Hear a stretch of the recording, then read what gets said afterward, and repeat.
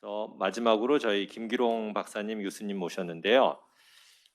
김기롱 교수님 양력을 잠깐 소개해드리자면 행정고시 재경직을 거쳐서 기획재정부에 13년 근무하신 후에 마닐라에 있는 거 다 아시죠? ADB에서 21년 동안 일하셨어요. 선임 디렉터 겸 부문장 역임하시고 은퇴를 하셨습니다. 동남아시아 지역국에서 베트남, 라오스, 메콩강 5개국 협력 사업 프로그램을 담당하셨고요. 지속가능 개발 및 기후변화국에서 에너지, 수자원, 교통, 도시개발, 교육, 보건 안 하신 분야가 없습니다. 앞서 두 분 말씀하신 거 같은 맥락입니다. 뭐 특정한 분야가 있는 것이 아니라 거의 다 필요한 것 같습니다. 게이츠 재단과 함께 혁신적인 하수시설 지원 펀드를 설립하셨고요. 영국 DFID 및 록펠러 재단과 기후변화 대응 도시 개발 펀드 설립하셨어요. 그리고 독일, 스웨덴, 오스트리아와 지속가능한 도시개발 사업을 지원하는 사이테스 디벨롭먼트 이니시티브 포 에이시아 설립해서 공동으로 운영하시기도 했습니다. 자, 김기롱 교수님께 마이크를 넘겨서 말씀을 청해 듣겠습니다. 주제는 ADB 진출 전략이 되겠습니다. 예, 감사합니다. 구 교수님 좋은 인트로덕션 감사합니다. 오늘 제가 말씀드릴 것은 국제개발협력과 국제기구, 근데 특히 이제 아시아개발은행 진출 전략을 중심으로 이런 토픽을 이야기를 하겠습니다. 저는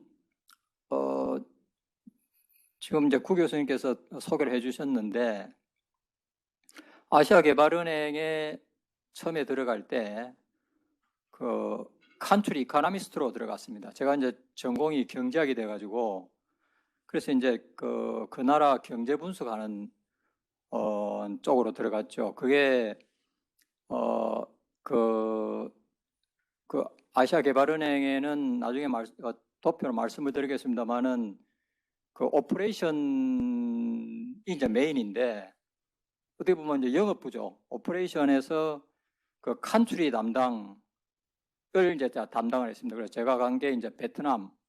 그 처음에 이제 베트남 그 경제 분석하는 쪽으로 가서 그 베트남에 아까 나왔지만 그 프로그램 오피스로서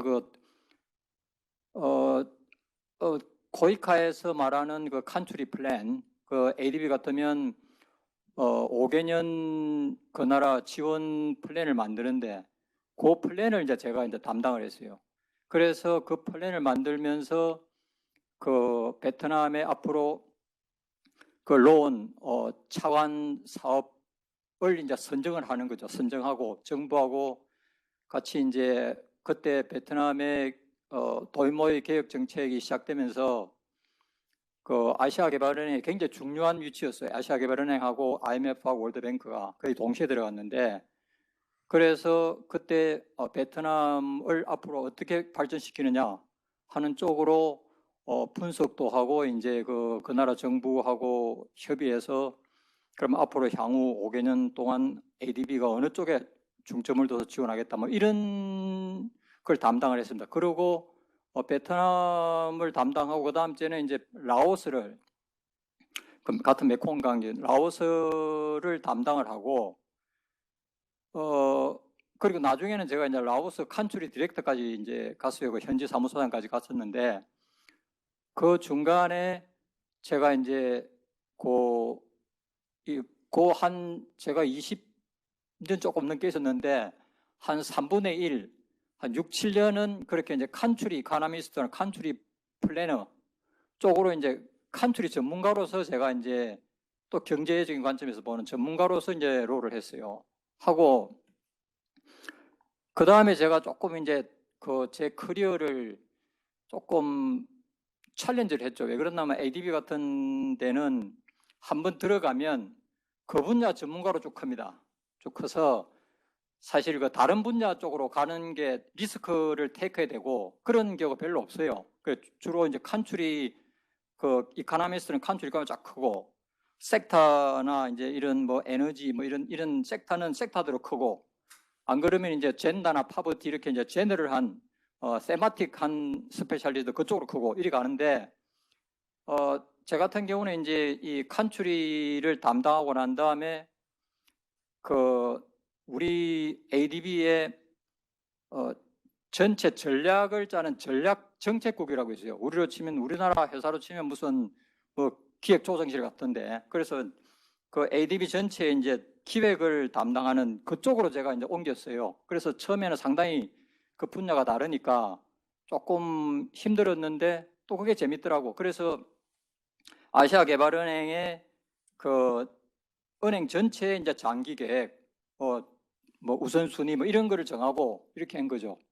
그래서 그렇게 또 이제 그 전략 전문가로서 또 한 6년을 지냈습니다. 지내고 그 다음에 한 7년 은퇴하기 전까지 한 7년은 이것도 또 이제 제가 좀 색다른 경험인데 그 아까 말했던 이제 섹터들 그러니까 뭐 도시개발, 교육, 보건, 금융, 뭐 에너지, 교통, 물, 뭐 이런 분야가 굉장히 많습니다. 그게 다 중점 분야인데 그 분야를 총괄하는 섹터 전문가로 이제 과장이죠. 이제 과장이 되면서 그쪽 이제 전문가로 갔는데 그래서 한 6, 7년 동안 제가 한 7년 정도 그 섹터들을 또 이제 공부를 굉장히 많이 했어요. 그래서 제가 그 도시개발이나 특히 도시개발 그리고 수자원, 물, 교통, 에너지 이런 쪽은 사실 그 어지간한 그 전문가하고도 같이 할 수 있는 이제 그 정도로까지 제가 이제 나름대로 이 공부를 하고 이렇게 많이 이제 그걸 했죠. 그래서 제 같은 경우는 그 ADB 같은 경우에는 기본적으로 이게 전문가로 쭉 크는 과정이거든요. 그래서 그 다양한 루트가 있는데 정상적인 케이스는 이렇게 한 에너지 전문가면 에너지 전문가로 쭉 크는 거고 칸츄리 전문가는 칸츄리 전문가 뭐 이렇게 쭉 큽니다. 그런데 제 같은 경우에는 이 칸츄리 경제 분석가로 들어갔다가 한 6, 7년 그렇게 하고 그다음에 이제 은행 전체의 전략 수립 쪽으로 한 6, 7년 하고 그 다음에 한 6, 7년은 그 섹터 전문가들로서 이렇게 하는 거로 했습니다. 그래서 제가 은퇴할 때는 제가 이제 경제학과를 나왔는데 은퇴할 때는 그 우리 은행에서 제가 엔지니어인 줄 알았어요. 공대 출신인 줄 알고. 그 나중에 은퇴할 때 내 이력서를 보면 사람들이 깜짝 놀랐어요. 아니 이 사람이 우리는 이게 공대 출신인 줄 알고 이렇게 이야기를 했었는데 알고 보니까 경제학인 사람이라고. 그렇게 이제 쭉 그 커리어가 뭐 그렇게 변해 갔습니다. 그래서 오늘 제가 이제 우리 ADB를 조금 설명을 드리고 그 ADB 진출 전략을 말씀을 드릴 건데 지금 오늘 주로 참석하신 분들이 이제 국제기구 쪽에 이제 관심이 이제 많다고 제가 생각합니다. 근데 사실은 제가 오늘 드리고 싶은 것은 물론 ADB에 대해서 제가 포커스를 맞추겠지만 여러분들이 해외 양질의 직장을 찾는데 조금 관심을 가져달라 그런 메시지를 보내고 싶어요. 그러니까 지금 한국에 지금 보면 굉장히 유능한 인재들도 많은데 한국에서 공부하신 분들은 한국 국내에서 잡는 그만 목표로 하고 있어요. 그런데 한국이 지금은 이제 그런 뭐 단계는 지났잖아요. 이제 우리나라에서도 이제 뭐 기업들도 다 해외 나오고 이렇게 하는데 이제 여러분들도 잘 배워서 해외를 진출하겠다. 공격적으로 좀 생각을 해달라. 해외에 좋은 일자리 많아요. 뭐 좋은 기업들도 많고 꼭 우리나라에만 뭐 삼성 뭐 이런 게 있는 게 아니고 해외 좋은 기업도 얼마나 많습니까? 그리고 해외 뭐 국제 공무원 예를 들면 이제 국제기구 도 많고 그래서 여러분들이 좀 시야를 좀 넓게 가져달라. 그래서 그런 와중에 국제기구도 하나로 생각을 하시는 게 좋겠다.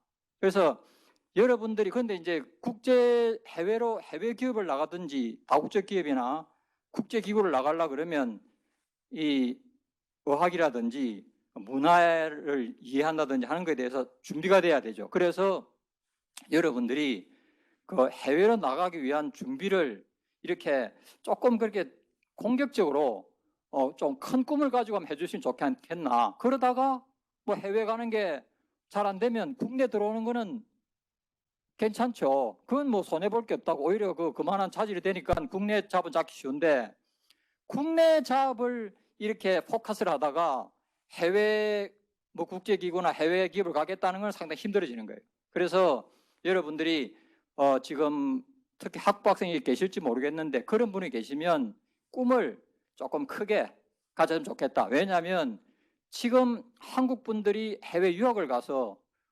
그분들은 미국에서 공부하고 난 다음에 잡을 미국이나 다른 그 해외 기업들 들어가는 걸 당연하게 생각한단 말이에요. 그렇지 않습니까? 그런데 왜 이렇게 똑똑하신 분들이 우리 국내에서 공부했다 그래가지고 꼭 국내에서만 잡을 잡아야 되고 그렇게 그건 난 조금 그래서 여러분 보면 우리나라 대한민국 축구도 이 박지성이나 뭐 손흥민처럼 해외 나가 뛴 사람이 많으니까 그만큼 이 올라가는 거예요. 그래서 여러분들도 해외를 좀 공격적으로 해서 실력을 늘리면 나중에 국내 들어와서 더 좋은 데 갈 수도 있고 그러니까 그렇게 좀 이 생각을 적극적으로 해주면 좋겠다 하는 데서 이제 시작을 하겠습니다. 그래서 이제 제 국제기구 역할을 제가 잠시 말씀을 드리면 국제개발협력에 국제기구가 하는 역할이 물론 이제 보면 양자협력에서 각 나라들이 이제 또 지원하는 것도 많고 국제개발협력에는 다양한 그 플레이들이 있어요. 그래서 이 다양한 국가들의 양자협력 기관들, 예를 들면 코이카나 이런 그 기관들도 있고, 그리고 아까 얘기 나왔던 국제 그 NGO도 있고, 그리고 뭐 민간 기업도 있고, 지금 제가 말씀 나중에 드리겠지만 사실은 민간 기업이나 민간 파운데이션이 국제개발 협력에 하는 역할이 굉장히 큽니다, 요즘은. 그래서 이렇게 많은데 국제기구가 담당하는 특별한 역할이 있어요. 이건 제가 이제 제 경험으로 제가 이 말씀을 드리는 건데, 국제기구는 멤버 회원국들이 모여서 이렇게 같이 그 일을 하면서 그 국제 이 가난한 나라들을 도와준다든지 안 그러면 전 세계가 공통적으로 안고 있는 그 과제들을 어떻게 하면 같이 풀어나갈 수 있을까 하는 거를 이제 하는데, 그런 과정을 통해서 국제기구에서 하는 큰 역할 중에 하나가 중요한 과제, 그러니까 전 세계적으로나 안 그러면 그 지역적으로 추진해야 되는 그 아젠다를 이렇게 선도를 하는 겁니다. 그래서 이 국제기구에서는 이게 좀 길게 보는 거죠. 길게 보면서 이 전 세계, 안 그러면 이 그 지역, 안 그러면 그 해당 국가가 중점을 가지고 좀 추진해야 될 사항들이 이런 과제가 되면 좋겠다 하고 정하고 그걸 드라이브를 거는 거예요. 그래서 예를 들면 이제 기후변화라든가 그게 유엔에서 하고 SDG 이런 게 이제 유엔에서 이렇게 만들어지는 거 아니겠습니까? 그러면 이 국제금융기구는 어떻게 하면 그런 SDG나 이런 기후변화 예를 들면 그걸 좀 더 구체적으로 이 드라이브를 거느냐 뭐 이런 쪽으로 들어가는 거예요. 그래서 사실은 각 나라들이 국제기구에 어떻게 하면 자기들이 좀 더 잘할 수 있는 아젠다를 이 테이블에 올려서 그래서 이 세계에 좀 더 적극적으로 기여하느냐 하는데 굉장히 관심을 가집니다. 그래서 우리나라도 지금은 상당히 국제기구에서 아젠다를 만드는데 상당히 그 공을 들이는데 특히 국제기구에 한국 사람들이 많으면 한국 정부가 좀 기여하고 싶은 아젠다를 셋업하는 데 도움이 되겠죠. 그래서 국제기구의 굉장히 중요한 역할은 아젠다를 중장기적인 이런 아젠다를 만들어가는 거다. 그래서 여러분들이 국제기구의 아젠다를 이렇게 보면 세계가 이렇게 가는 거구나. 그래서 여러분들도 국제기구하고 같이 이 세미나라든지 연구하시는 분들도 국제기구가 어떻게 흘러간다는 걸 아는 게 굉장히 중요하다 이런 이야기예요. 그리고 아젠다가 어떻게 흘러간다는 걸 아는 게 여러분들이 만약 국제기구에 이렇게 취업하거나 할 관심이 많으신 분들은 그런 아젠다를 미리 잡아서 자기 연구 과제로 하면 도움이 되겠죠. 2, 3년 동안 이렇게 연구하다 보면 그렇지 않습니까? 그래서 이 국제기구의 그 아젠다를 만드는 파워가 있고 그 국제기구의 아젠다를 이렇게 자기가 미리 알고 이게 준비하는 게 좋다. 그 다음 이제 국제기구가 하는 역할은 이 가난한 나라들에 뭐 자금 지원을 해주는 거죠. 자금 지원을 해주고 자금 지원뿐만 아니라 이 지식이나 이런 그 경험을 전수합니다. 그래서 이 돈 플러스 이 휴먼 리소스 같이 가는 거예요. 그래서 국제기구는 이 전 세계적이나 이렇게 각 나라나 이런 데로부터 이제 자금도 모으고 국제금융시장으로부터 자금을 모아서 하지만 또 중요한 것은 전문가를 키워가지고 그 세계적인 과제나 안 그러면 그 나라 해당 국가가 풀어야 될 과제를 도와주는 거예요. 그래서 이 전문성이 굉장히 중요해지는 겁니다.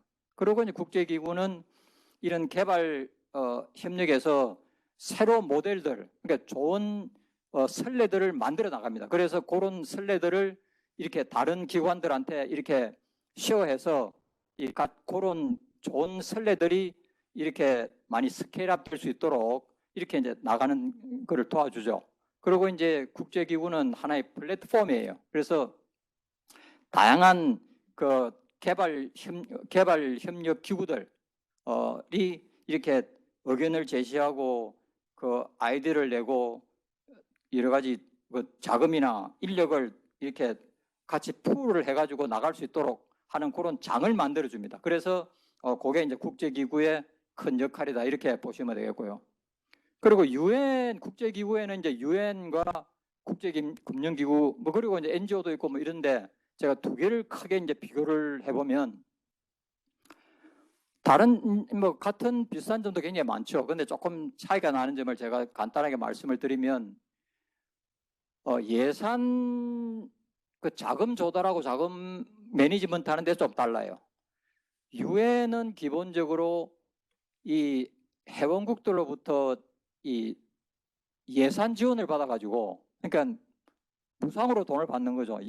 그 주어진 기간 내 해마다 이렇게 예산을 받아서 그 예산을 쓰는 거예요. 그러니까 주로 무상으로 돈이 나가고 이렇게 그 회원국들의 그 매년 주는 그 예산에 굉장히 디펜드가 많이 돼요. 그래서 유엔은 이 장기적인 그 뭐 프로젝트 하는데 굉장히 애를 먹어요. 왜냐하면 이 어느 해에 큰 멤버가 돈을 안 내면 이게 이제 유지가 그 프로젝트가 조금 문제가 되는 거예요. 그래서 이게 자금 조달하는 데서 이 유엔은 이렇게 각 회원국들의 그 매년 예산 지원에 그 기반을 하는 거고 국제금융기구 그러니까 특히 월드뱅크나 ADB나 이런 국제금융기구들은 자체적으로 국제금융시장에 가서 자금을 조달합니다. 그러니까 이제 국제금융기구는 신용도가 높기 때문에 ADB하고 월드뱅크는 지금 세계에서 최고로 그 국제금융시장의 신용도가 높아요. 그 미국이나 뭐 이런 데보다 훨씬 높아요.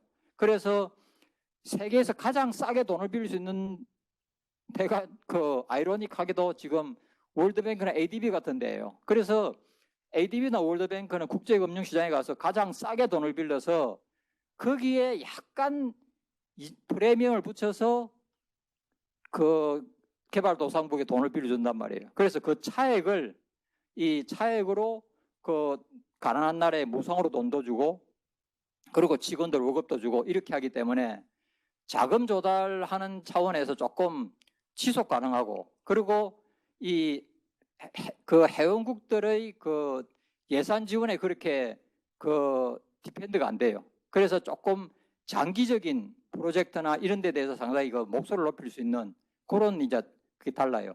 그리고 유엔하고 국제금융기구가 차이는 또 그 의사결정할 때 보팅 파워인데 유엔은 멤버들이 다 똑같은 그 한 표씩 가지고 있어요. 그래서 아프리카의 뭐 가나나 콩고나 미국이나 다 똑같이 표가 한 표예요.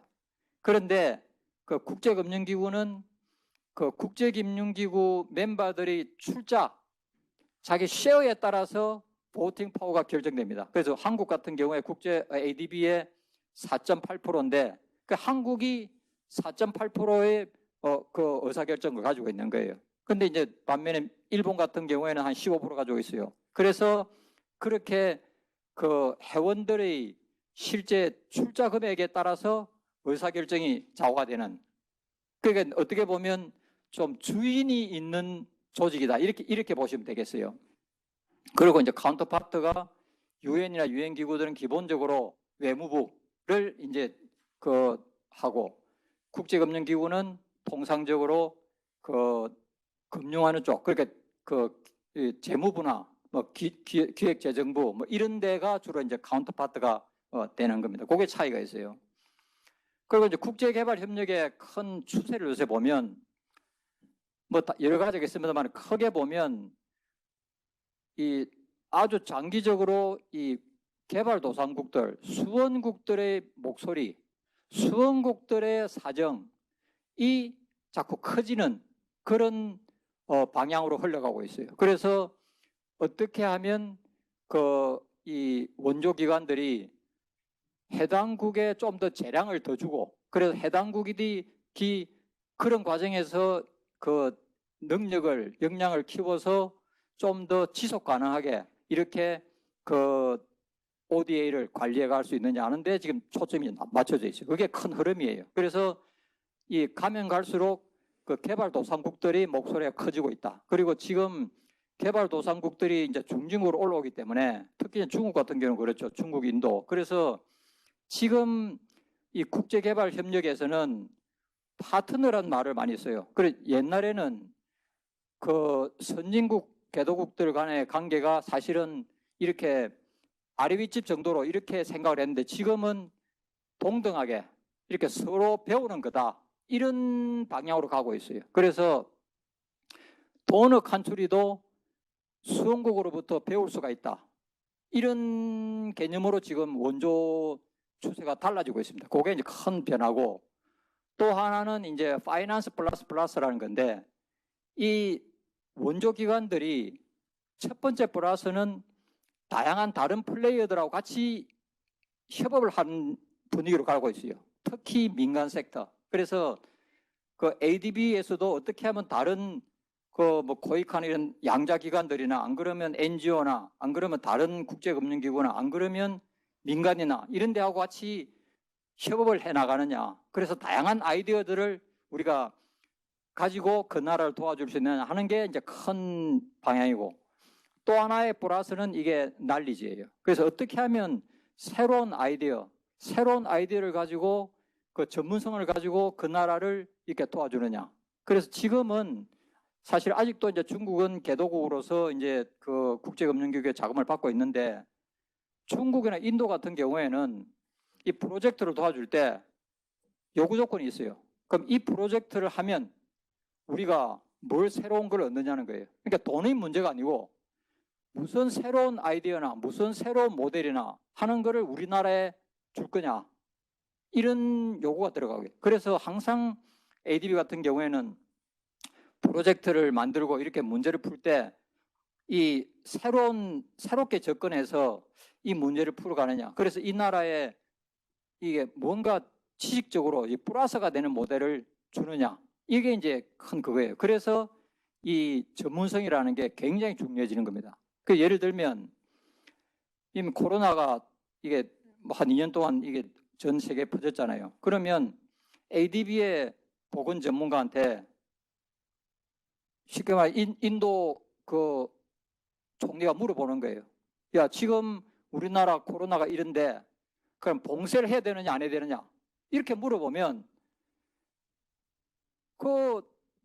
그 ADB의 보건 전문가는 그분한테 물론 결정은 이제 그 해당국 정부에서 하는 거지만, 옵션을 이렇게 줄 수 있는 능력이 돼야 되는 거예요. 아, 그러면 이런 옵션이 있는데 그런 옵션을 하기 위해서는 이런 조건이나 이런 상황을 충분히 고려해서 해야 된다. 이런 정도의 대화가 되는 전문성이 있어야 되는 거예요. 그래서 지금 ADB에서 사람을 뽑을 때 상당히 그 분야의 전문성을 굉장히 강조하는 게 이런 겁니다. 그리고 이런 것을 지금 나라들이 자꾸 요구를 하고 있어요. 그러니까 옛날하고는 굉장히 달라지는 거죠. 그리고 지금 국제개발협력의 또 하나의 큰 트렌드는 새로운 플레이어들, 특히 민간 부분의 그 아이디어나 민간 부분의 그 테크놀로지나 민간 부분의 돈이나 자금력 이런 것을 어떻게 그 국제금융기구에서 모빌라이즈 해가지고 그 나라의 문제를 풀어주느냐 하는 게 지금 큰 과제예요. 그래서 보면 공공과 민간의 그 협업 여기에 굉장히 저희들이 이제 포커스를 많이 맞춥니다. 이제 아시아개발은행은 1966년에 설립이 돼가지고 지금 아시아 영내에 있는 나라들이 49개, 그리고 미국이나 유럽이나 이런 비아시아 국가들이 한 19개, 이렇게 해서 총 68개국이 있습니다. 그리고 이제 마닐라에 본부를 두고 있고, 아까 제가 말씀드렸던 대로 이제 국제금융기구는 어떻게 보면 지분에 따라서 그 영향력이 다른데, 최대 지분이 지금 일본하고 미국이 똑같이 가지고 있어요. 그 다음째 중국, 인도, 호주, 캐나다, 인도네시아, 한국 이런 순으로 되어 있습니다. 그 조직이 이게 이제 아시아개발은행의 조직도인데 이게 기본적으로 국제금융기구는 다 똑같습니다. 그래서 보드 오브 가버너라는 게 이사회인데 그 ADB나 월드뱅크나 IMF나 그 이사들은 각 나라를 대표하는 재무장관들이에요. 그래서 우리나라 예를 들면 홍남기 재무장관이 이제 한국을 대표하는 한국의 가버너예요. 그런데 이제 이 이사회가 가장 중요한 결정을 다 합니다. 다 하는데 이 사람들이 재무장관이 다 바쁘니까 1년에 한 번씩 만나요. 1년에 한 번씩 만나고 그게 이제 연차총회라는 건데 지금 그 IMF 월드뱅크는 지금 연차총회를 하고 있죠.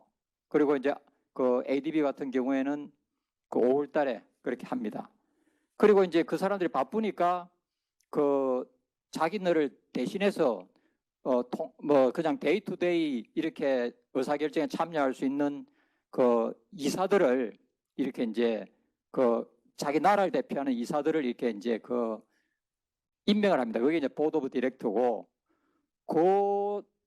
그 사람들하고 같이 이제 행정적으로 이게 그 조직을 관리하는 사람이 총재예요. 그래서 총재는 ADB 같은 경우에는 그 이사회 의장이면서 이렇게 이제 그 안에 사무실을 관장하는 그런 이제 총재 역할을 하고 있습니다.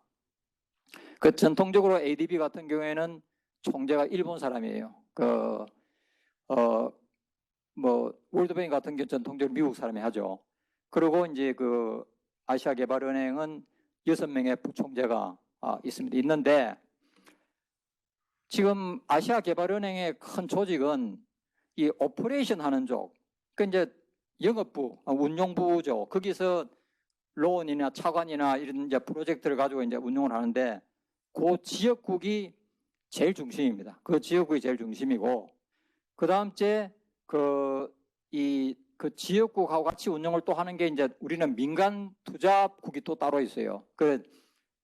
민간 투자국하고 이 지역국 합쳐서 이제 하나의 비즈니스 하는 오퍼레이션국이 있고 그 다음에 또 중요한 국이 그 섹터 날리지를 결정하고 섹터 전략을 짜는 그 날리지 매니지먼트 앤 서스테이너블 디벨롭먼트 디파트먼트가 있어요. 그게 있고 또 하나 중요한 게 제가 말씀드렸던 그 총재직 속으로 스트래티지 앤 폴리시 디파트먼트, 그러니까 기획 전략국, 그 세 개가 이제 가장 중요한 그런 부서가 되고 나머지는 그 지원 부서라고, 그러니까 그 프로큐어먼트나 인사나 자금 관리나 이런 데가 다 있습니다. 그래서 그런 분야에서도 어카운팅이나 물류 관리자나 안 그러면 IT 전문가나 한 분들이 다 이제 또 채용을 하게 되죠. 근데 이제 국제금융기구의 지원 방식은 기본적으로 정부에 론을 줍니다. 론을 주는 게 있고, 그리고 이제 무상원조, 아주 가난한 나라 무상원조나 무상 기술 지원이 있고, 그리고 또 하나의 큰 축이 민간에 직접 투자하고 융자하고 보증하는 게 있어요. 그래서 지금 전통적으로 국제금융기구가 정부에만 줬는데 지금 민간에 이렇게 투자하고 민간에 융자하는 기능이 지금 한 30% 정도 돼요. 앞으로 한 50%까지 올린다 그러니. 그래서 지금 민간 쪽의 투자 그리고 공공과 민간의 그 협업 이게 앞으로 굉장히 중요해지는 겁니다. 그 이제 ADB의 중점 지원 분야 이게 기본적으로 아까 제가 말씀드렸던 그 뭐 도시개발, 교통, 뭐 에너지, 뭐 수자원 관리, 교육, 보건, 뭐 금융 뭐 이런 부분이죠. 그런데 지금 국제금융기구에서 요즘은 주로 추진하는 게 그런 개별적인 섹터는 계속 합니다만은 그러나 이게 어떻게 서로 연결되게 그래서 우리가 세마틱 어프로치라 그러는데 그래서 조금 이 크로스 섹터를 하는 여러 가지 섹터를 같이 이제 어우르는 그런 중요한 이슈 위주로 이제 이렇게 태클을 많이 합니다. 그래서 그 중에 하나가 이제 파버티. 그래서 어떻게 빈곤 아시아 지역은 사실은 빈곤 해소가 굉장히 많이 됐어요. 그런데 어떻게 계속 불균형이나 이런 걸 해소할 거냐? 그럼 이제 여성 성평등 해소, 그럼 이제 기후 변화, 환경 문제, 그 도시 개발, 그 식량 안보, 이제 가버넌스 이게 이제 행정대학원 분들이 이제 굉장히 관심을 많이 가질 수 있는 분야인데 그리고 이제 그 리저널 코퍼레이션 어떻게 이제 아시아는 유럽하고 달리 그 지역 협력이라는 게 굉장히 지금 그 익숙하지 않은데 어떻게 아시아의 그 지역 협력을 강화할 것인가 이것도 굉장히 중요한 문제입니다. 특히 아시아의 미래를 위해서는 그래서 그 리저널 코퍼레이션이 굉장히 중요하게 특히 ADB에서는 굉장히 중요한 그 문제로 떠오르고 있다 이렇게 보시면 되겠습니다. 그래서 이제 아시아개발은행의 업무 방식은 기본적으로 ADB에서 제일 힘이 센 사람은 해당 업무를 하는 프로젝트 팀장이에요.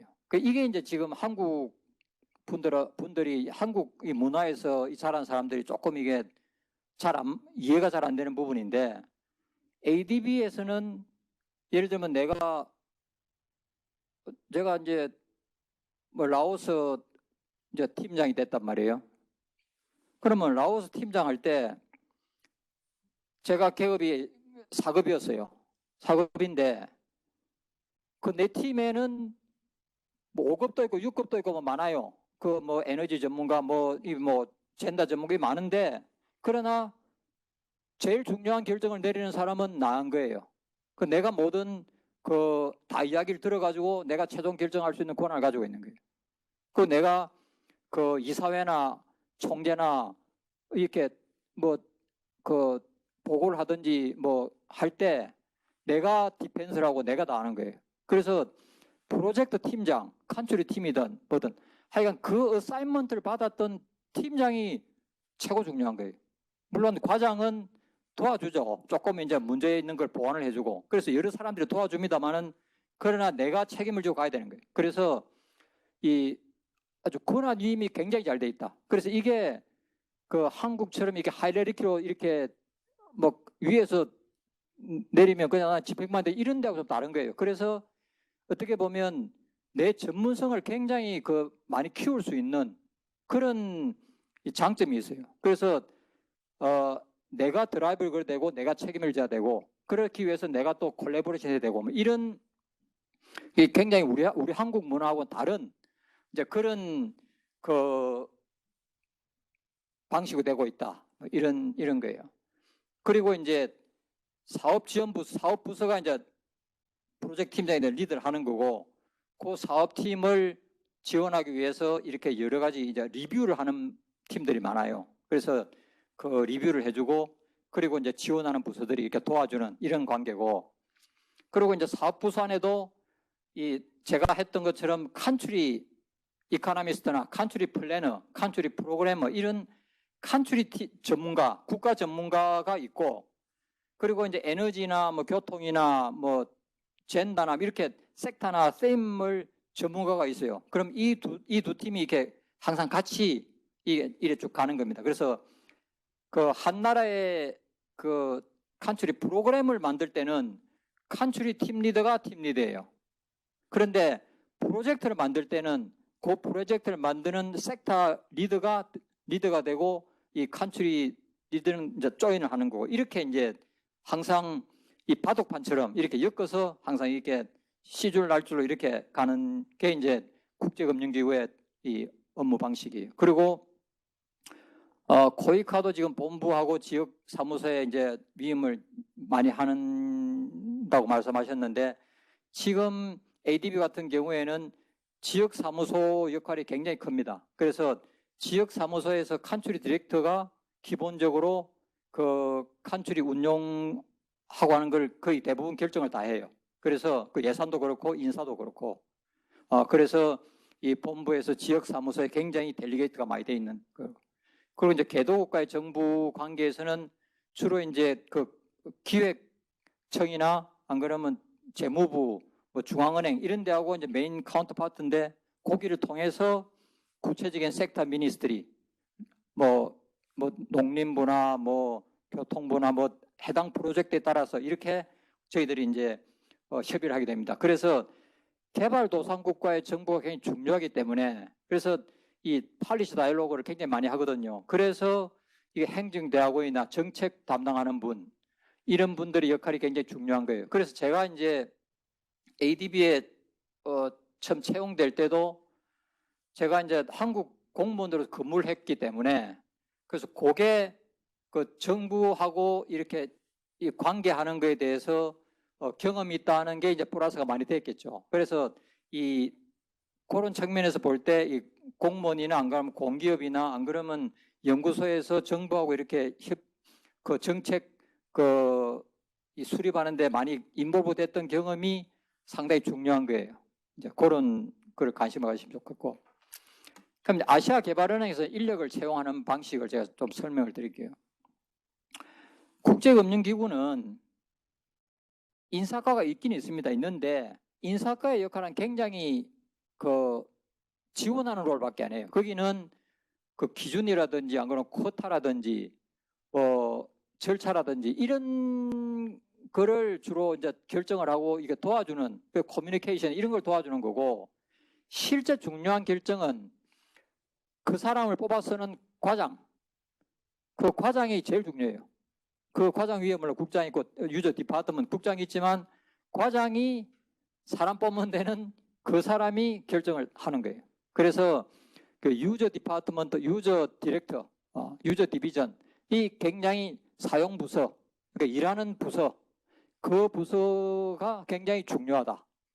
그리고 이제 그 국제금융기구는 우리나라 이 기업들이나 우리나라 정부에서 하는 것과 달리, 우리나라는 이게 사람 뽑을 때 정해진 이렇게 그 사람 뽑는 시기가 있잖아요.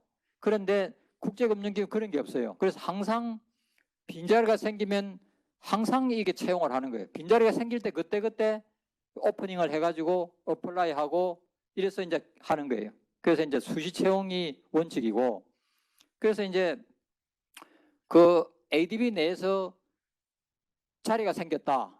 그러면 이제 승진하는 사람도 많죠. 그 승진도 그냥 내부에서 이렇게 승진을 시키는 게 아니고 공개적으로 이렇게 오픈을 합니다. 오픈하면 그 사람이 어플라이를 해요. 어플라이 하면 외부도 어플라이를 하고, 그래 해서 그 사람이 거기서 이겨야지 올라가는 거예요. 물론 이제 보통 그 내부에서 그 사람 뽑을 때 그 사람의 경력이 많이 이제 그 ADB도 알고 하니까 그 감안은 되겠지만, 그러나 이 자기가 외부에서 온 사람하고 경쟁을 해서 자기가 채용이 돼야 되는 거예요. 그래서 기본적으로 빈자리가 생기면 항상 이거는 공개 경쟁 원칙으로 이렇게 한다. 그리고 우리하고 또 다른 거는 ADB는 국제금융기구는 기본적으로 시험 치는 게 없습니다. 그래서 우리나라 분들은 이렇게 시험에 굉장히 익숙한데, 사실 시험으로 사람 평가하는 게 상당히 힘들잖아요. 그러니까 한 번 시험 잘못 쳐서 떨어진다는 게 그게 사실은 우리나라는 그게 굉장히 공정하다 생각을 하는데 또 다른 측면을 보면 안 그럴 수도 있거든요. 그래서 ADB는 국제금융기구는 기본적으로 서류 심사를 하고 이제 그 다음에 서류 심사를 통과한 사람들을 면접하는 거로 이제 뽑습니다. 그래서 면접이 제일 중요해요. 근데 면접이 참 힘들죠. 제가 참 사람을 제가 엄청나게 뽑았는데 많은 한국 사람들을 제가 도와주고도 많이 그러고 그랬는데 사실 그리고 이제 면접을 해서 뽑고 난 뒤에 그 사람이 뭐 좀 안 맞는 사람도 많았고 그래서 사실 면접에서 뽑는다는 게 사람 뽑는 게 참 어려워요. 그래서 제일 그 과장이나 뭐 국장이나 이 위로 올라갈수록 제일 힘든 게 이 사람 뽑는 거예요. 그래서 저희들이 사람 뽑는 거에 대해서 저는 굉장히 신경을 썼습니다. 그리고 ADB 같은 경우 한 뽑으면 이게 물론 자를 수는 있는데 그게 조금 복잡하기 때문에 뽑을 때 굉장히 신경 써서 뽑고 나면 ADB 분위기가 충분히 신뢰를 해서 그 사람을 키웁니다. 그게 이제 우리하고 조금 다른데 그래서 사람 뽑을 때 굉장히 신중하고 뽑았다 그러면 그 사람을 믿고 키우는 거예요. 이제 그게 그런데 그래서 제 같은 경우에 네트워크를 굉장히 많이 활용을 했어요. 그래서 세미나라든지 이런 거를 통해서 제가 이제 그 섹터 총괄을 할 때는 저와 같이 일하는 섹터 전문가들이 굉장히 많았거든요. 그 사람들을 그러니까 뭐 며칠에 한 번씩 한 명이 뽑아야 되는 거예요. 이게 뽑아야 되는데 그럼 에너지 전문가 그러면 뭐 신재생 에너지 전문가를 뽑는다 그러면 그럼 신재생 에너지를 주로 하는 사람들의 네트워크를 내가 설치를 해요. 하고 아는 사람한테 물어봅니다. 그래서 가능한 사람들을 이렇게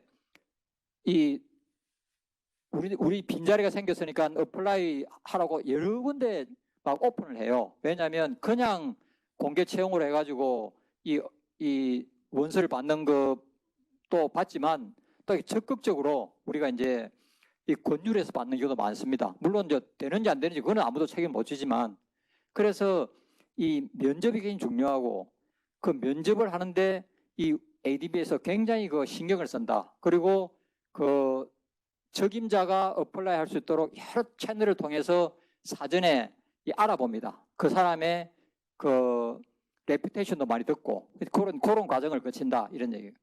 그래서 ADB에서 사람을 뽑는 방식이 크게는 두 가지예요.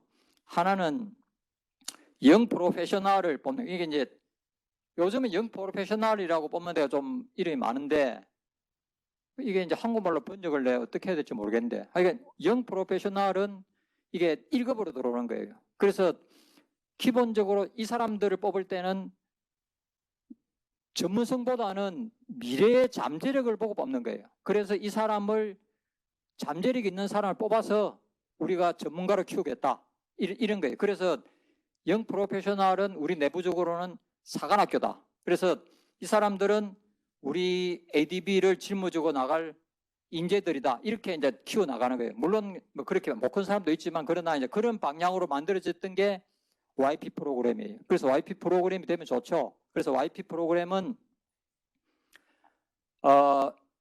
1년에 한 10명 내지 뭐 10명 플러스 마이너스예요. 그 해에 따라 조금씩 다른데 그 YP 프로그램은 이 잠재력을 보고 뽑는 거기 때문에 기본적으로 이 사람들은 만 32세 이전, 만 32세 넘어가면 이제 안 돼요. 만 32세 이전이고 요즘은 학력 제한을 이제 없앴어요. 없앴는데 그러나 기본적으로 프리퍼런스는 석사나 박사 과정을 졸업한 사람에다가 기본적으로 2년 이상의 그 업무 경험이 있어야 돼요. 해당 분야에. 그래서 박사 과정은 이게 이 2년 경력을 포함을 시켜줘요. 이게 그래서 박사를 따신 분들은 그 현장 경험이 없더라도 이게 고려가 되는 거죠. 이제 그런 그거예요. 그래서 YP 같은 경우에는 그 여전히 이제 서류 심사를 하고 그리고 인터뷰를 하는데 인터뷰가 이게 어떻게 보면 오디션 프로그램 비슷한 거예요. 그래서 상당히 많은 분들이 이제 어플라이를 하는데 2배수 정도를 추립니다. 10명 뽑으면 한 20명 정도를 추려요. 안 그러면 25명 정도 추려서 그 사람들을 지금 이제 코로나 때문에 조금 힘든데 통상적으로는 그 사람들을 그 마닐라로 부릅니다. 불러서 대면으로 이렇게 이제 인터뷰를 하는데 그 인터뷰 패널이 한 10명 정도 돼요. 10명 정도 되고 그게 한 며칠에 걸쳐서 합니다. 그래서 그 뭐 자기 비디오로 프레젠테이션도 하고 인터뷰도 하고 그리고 이제 그 라이팅 테스트도 하는 경우가 많아요. 그래서 이제 그 YP를 뽑는데 사실 ADB 들어오기 제일 힘든 과정이 YP 프로그램이에요.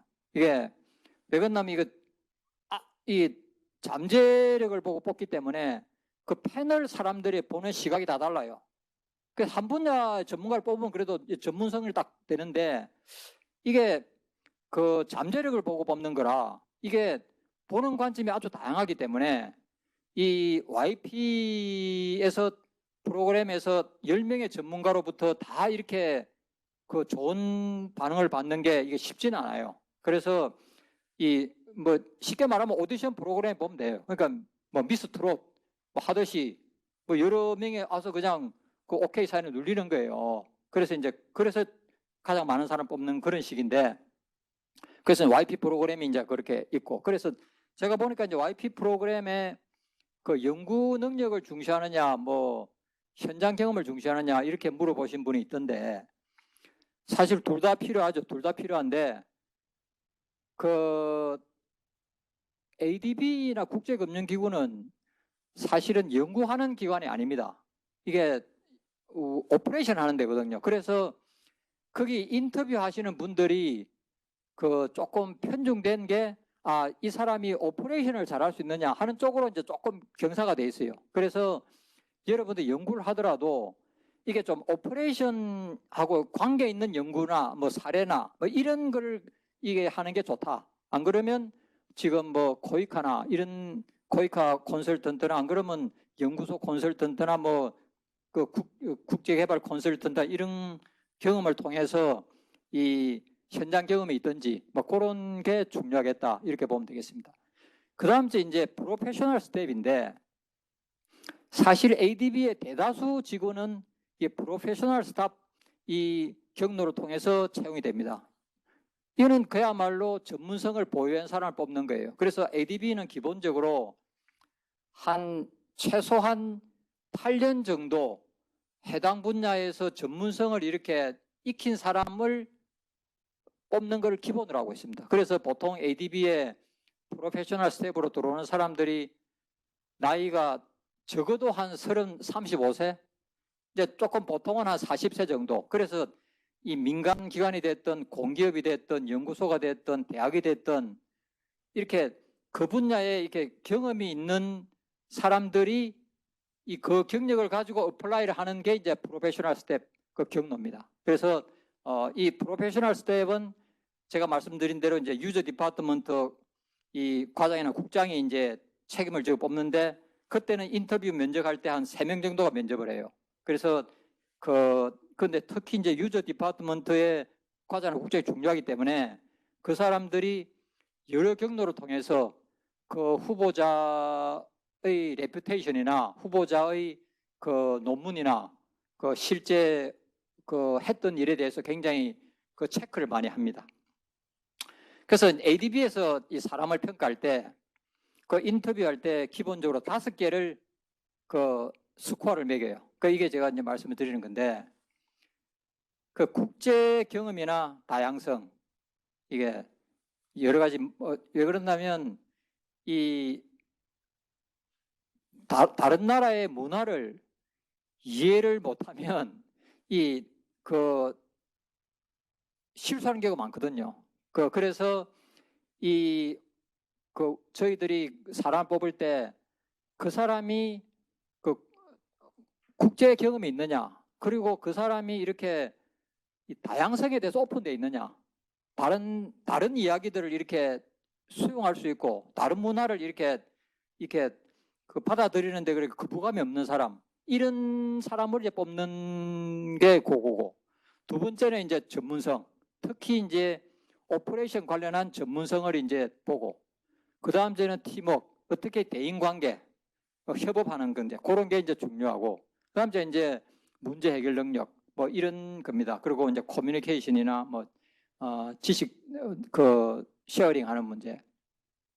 근데 제가 이제 제 경험으로 이렇게 말씀을 드리면, 아까 제가 말씀드린 데 제가 이제 상당히 많은 분을 이제 인터뷰도 하고 채용도 하고, 그 뭐 대부분은 다 성공적인 케이스를 했어요. 근데 어떤 분은 뽑고 나서 우리가 잘못 뽑았다는 분도 있었고, 그리고 이제 아까 건강 얘기 나오는데 어떤 분들은 잘 했는데 건강이 안 돼서 뭐 돌아가신 분도 계시고 건강 때문에 떠난 분도 계시고, 그래서 건강, 그 특히 이제 개발도상국으로 가야 되니까 건강이 굉장히 중요한데, 그 하여간 제 경험을 보면 국제금융기구를 들어오는 길은 정말 다양한 경로가 있습니다. 여러분들이 이렇게 딱 이 뭐 고등학교 졸업해서 대학을 가고 대학을 졸업해서 대학원을 가고 뭐 학위를 따고 뭐 기업을 들어가고 이런 식으로 우리나라처럼 이렇게 딱 주어진 경로가 있으면 좋겠는데, 사실 국제금융기구에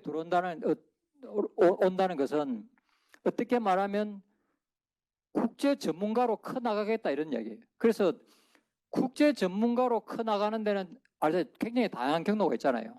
그래서 굉장한 다양한 경로가 있다. 그래서 제가 보면 ADB에 들어오신 분들 중에서 뭐 컨설턴트, 국제 컨설턴트 하신 분도 많고, 뭐 개인 기업체에서 활동하신 분도 많고, 뭐 공무원 했던 분도 많고, 공기업도 많고, 연구소도 많고, 대학 교수도 많고, 그래서 이 경로가 굉장히 다양하다. 그래서 단지 중요한 것은 어떻게 내가 국제 전문가로서의 길을 이렇게 하나씩 밟아가느냐 하는, 그게 이제, 그래서 여러분 본인한테 맞는 그런 길을 찾아가는 게 그 가장 중요한 거 아닌가. 그래서 내가 어떨 때 가장 그 큰 잠재력을 발휘할 수 있는지, 어떤 그런 거를 이제 우리가 내가 어떤 사람이라는 걸 알아가는 게 참 중요하다.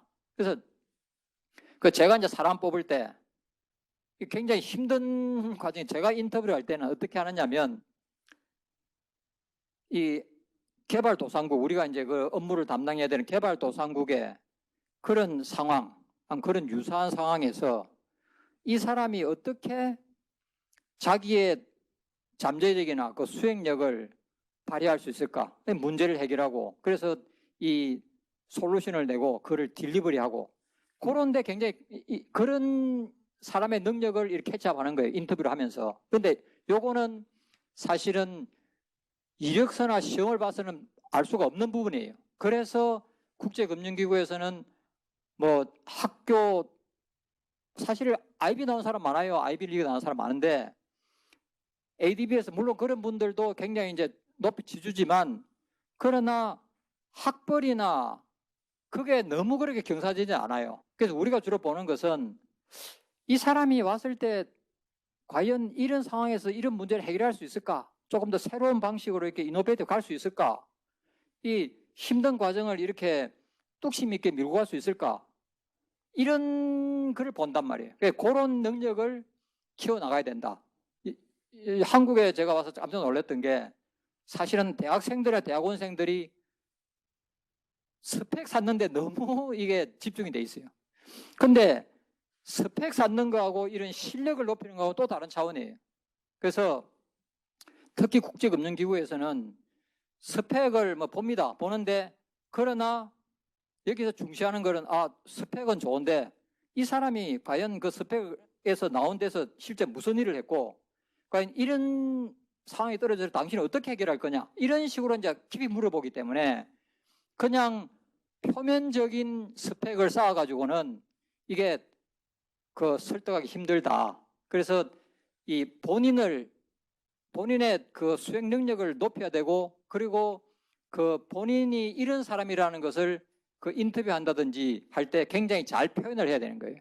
그래서 ADB에서 저도 그랬지만, 우리가 사람 뽑을 때 우리가 T자형이라고 그러는데, 한 분야의 전문성을 가지고 있으면서 옆으로 좀 폭넓게 이 다양한 생각도 할 수 있고 이렇게 협업할 수 있는 사람, 그런 사람을 우리가 이제 주로 뽑는다, 이렇게 보시면 되겠습니다.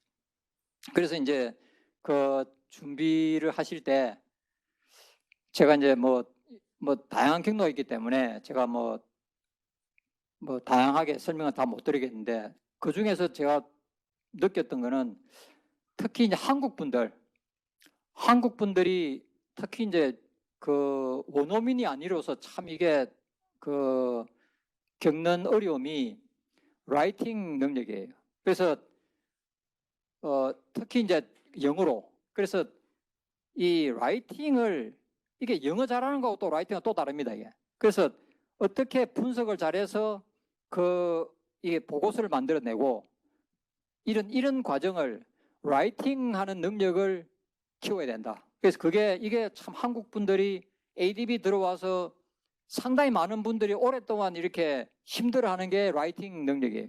그래서 이 부분은 사실은 좀 시간을 가지고 내가 투자를 하면 할 수 있는 거거든요. 그래서 여러분들이 이 리포트나 그러면 이제 뭐 보고서도 많이 읽고 이런 걸 통해서 특히 라이팅 능력을 꾸준히 이렇게 키워나가야 된다. 특히 이제 제 같은 경우에는 한국 사람 뽑을 때, 안 그러면 이제 그 원어민이 아닌 사람을 뽑을 때 항상 그 사람이 영어로 썼던 페이퍼를 요구를 합니다. 그래서 우리가 영어 테스트는 보통 안 치지만 그걸 보고 그 사람의 그 라이팅 캐패시티를 보죠. 근데 이제 보통 보면 이제 뭐 숫자 많고 모델 많이 해가지고 그냥 한 그런 그 말고 그냥 분석해서 영어로 쓴, 그게 이제 그런 게 좀 많아야 된다는 얘기예요. 그래서 라이팅 능력이 좋아야 되고, 그리고 항상 국제 개발에 대한 관심을 가져야 된다. 그래서 그런 문제. 그리고 전문성, 뭐 섹터 전문성이든 뭐 다른 뭐 저 전반적인 그 플래닝 전문성이든 아니 전문성, 나라 분석이든 이런 전문성을 내가 키워나가야 된다. 막 그게 중요하고. 그리고 프로젝트 베이스드 러닝을 저는 참 이게 필요하다 보는데, 그러니까 이 한 나라의 경제를 나름 분석해 본다든지, 안 그러면 한 나라의 정책 이슈를 이 문제 파악부터 마지막 그 해결책까지 한번 해보고 그 딜리버리까지 한번 고민해 본다든지, 그건 이제 정책 관련일 거고, 안 그러면 프로젝트 뭐 구체적인 프로젝트 디자인이라든지 뭐 이런 프로젝트 하는 분야는, 그래서 그런 구체적인 문제를 찝어가지고 구체적인 걸 하여간 그 문제를 이렇게 풀어나가는 과정을 한번 해보면 본인이 이렇게 생각하는 게 굉장히 달라져요. 그래서 우리가 인터뷰를 해보면 이 사람이 그냥 슈퍼피시하게 그 이력을 쌓은 건지 실제 그 문제를 이렇게 고민하고 해결해 본 사람인지가 금방 나타나요, 인터뷰를 해보면. 그래서 그런 그 문제 해결 능력을 이 구체적인 사례를 들어서 하는 게 참 중요하다, 이렇게 봅니다. 그리고 이 콘설턴트, 이 코이카나 안 그러면 UN 기구나 뭐 이 국제 관계에 대한 경험을 이렇게 많이 하고, 그리고 이 국제 세미나 같은 데를 요즘은 다 이 온라인으로 공짜잖아요. 그런 데를 많이 들어가서 이 돌아가는 아젠다도 알고, 그리고 가끔 자기가 중요한 질문도 해보고, 그리고 거기서 이 중요한 사람하고는 네트워크도 해보는, 그건 좀 적극적인, 그래 뭐 좋겠다, 이렇게 봅니다. 다음 이거 이제 ADB 인턴십 프로그램인데, ADB 인턴십은 이제 참고로 붙여놨으니까 이거 보시면 됩니다. 근데 ADB 인턴십은 기본적으로 구체적인 과제를 이렇게 줘서 그 구체적인 과제를 내가 어떻게 해결하겠다고 이렇게 그 에세이를 보내면 그거를 보고 ADB 그 담당자가 그 인턴을 뽑는 이런 과정이에요. 그래서 이 ADB 인턴은 기본적으로 1년에 2번 뽑는데 1월 달에 하는 경우는 보통 8월이나 9월 그 사이에 이제 인턴십이 이제 프로그램이 오픈되고 이제 뽑는 과정이 들어가는 거고, 여름에 인턴하는 경우에는 그 12월부터 1월 그 사이에 주로 이제 그 오픈을 합니다. 그 2022년께 이제 오픈이 돼 있는데, 그 제가 참고로 이게 이 인턴십 프로그램 지금은 이제 이 클로즈 됐어요. 그게 있으니까 여러분들이 뭐 이게 똑같은 게 나오지는 않겠죠, 다음에. 그러나 ADB 그 인턴십 관심 있는 분들은 이런 구체적인 과제를 내는구나 하고 자기가 이런 똑같지는 안 하지만 이런 분야를 생각하면서 자기 관심 있는 분야에서 이렇게 조금 이게 이 경험을 쌓아가시면 나중에 이게 나왔을 때 자기가 어플라이 할 때 조금 도움이 되겠죠. 아이고, 제가 좀 길었습니다. 네, 김기롱 교수님 감사합니다. 자, 오늘 예상보다 조금 길어지긴 했지만은 너무너무 좋은 시간이었던 것 같습니다. 저도 어렴풋하게 알고 있었던 내용들 다시 한번 확인하고 또 좀 더 정확하게 알 수 있었던 기회였던 것 같고요. 또 국제개발 협력 분야에 이렇게 많은 분들이 관심을 가지고 있다는 것을 다시 한번 확인할 수 있어서 너무 또 고맙고 다른 한편으로 이쪽 분야 연구하는 그 한 사람으로서 또 막중한 책임을 느끼기도 합니다. 오늘 세 분께서 다양한 시각에서 다른 듯 또 같은 듯 다른 말씀을 해주셨기 때문에 감사드리고요. 자, 그러면 오늘 이것으로 제 5회 ADI 오픈하우스 행사는 모두 마치도록 하겠고, 다시 한번 끝으로 참여해주신 모든 분들께 감사 말씀드리겠습니다. 자, 다음에 또 열리면 뵙겠습니다. 다른 모임에서 뵙겠습니다. 감사합니다.